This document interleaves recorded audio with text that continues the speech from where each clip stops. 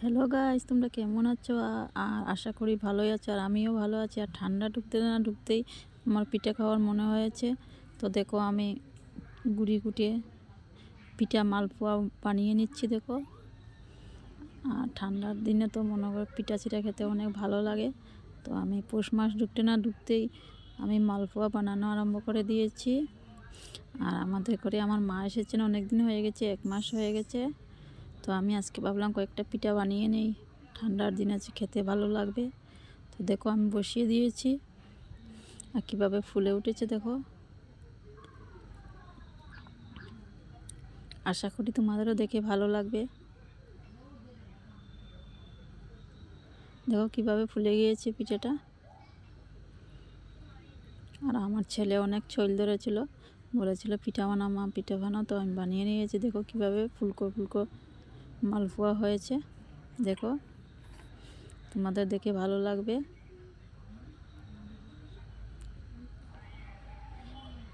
আর গুঁড়িটা গুলে বানিয়ে নিয়েছি। দেখো, তোমরা দেখতেই পাচ্ছ, ছেড়ে দিয়েছি। আর ওইদিকে আরেকটা তরকারি বসিয়েছি, মাছ তরকারি। যাই হোক, চার সঙ্গে তো খাওয়া যাবে, তার জন্য বানিয়ে নিয়েছি পিঠা। আর তোমাদের দেখে কেমন লাগলো আমাকে কমেন্টে জানাবে। তোমাদেরও খেতে ভালো লাগবে, তোমরাও বানিয়ে। তো গাইস, দেখে বলবে তোমাদের কেমন হলো, কেমন ভালো লাগলো। আর আমি তো অনেক দিন হয়েছে তোমাদের কাছে ব্লগ দিতে পারি না, কারণ আমার মা অসুস্থ হয়ে এসেছেন। তার জন্য আমি ব্লগ বানাতে পারি না। যাই হোক, শর্ট একটা দুটো ছাড়ি। তোমরা সাথে থাকো, আমার সাথে থাকলে তোমাদের মতন আগের দিকে যেতে পারবো। যাই হোক, আজকে একটা ছোট্ট ব্লগ বানালাম পিঠা দিয়ে। তোমরাও দেখে ভালো লাগবে। আশা করি তোমরাও বানিয়ে খেতে পারবে। ঠান্ডার দিনে পিঠা চিটা খেতে অনেক ভালো লাগে।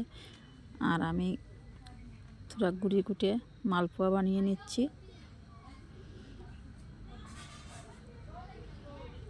দেখো কিভাবে ফুলছে আমার মালপোয়াটা। আর নিজে নিজেই মোবাইলটাকে ধরেছি।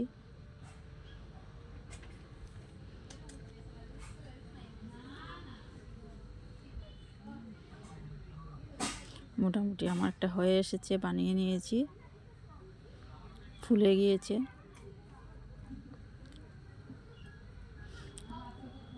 দেখো গাইস, পুরা ফুলে গেছে, দেখতেই পাচ্ছ। আর দেখো কতগুলা মালপোয়া বানিয়েছি আমি, তোমাদের দেখে ভালো লাগবে। তোমরা দেখতে পাচ্ছ আমি অনেকগুলা মালপোয়া বানিয়েছি। Bye guys, by.